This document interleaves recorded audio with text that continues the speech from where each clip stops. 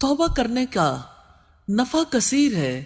جیسے سورہ نوح کی آیات میں رب العزت نے فرمایا استغفروا ربکم انہ کان غفارا یرسل السماء علیکم مدرارا ویمددکم باموال وبنین ویجعل لکم جنات ویجعل لکم انہارا.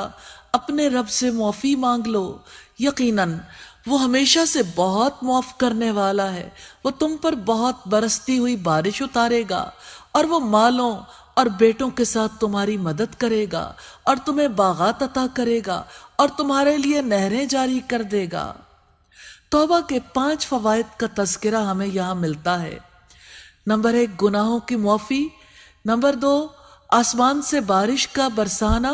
نمبر 3 مالی طور پر ترقی ملے گی، معاشی پریشانیاں دور ہوں گی. نمبر 4 اولاد میں اضافہ ہوگا.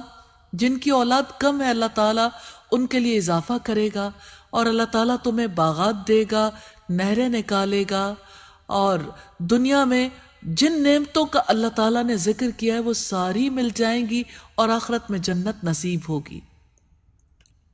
آج یہ امت کیوں پریشان ہے؟ بارشیں نہیں ہوتی، املاک کی تباہی ہے، دشمنوں کا چڑھ دوڑنا ہے، بارشوں کی قلت ہے. اللہ رب العزت نے اسی وجہ سے اپنی طرف پلٹ آنے کا کہا ہے، کیونکہ پلٹ آنے والے کو متاع حسن ملے گا، نیک اعمال کی توفیق ملے گی، کثیر ثواب ملے گا. الہی ہمیں توبہ کی توفیق دے دے جیسے تو اپنے نیک بندوں کو دیتا ہے.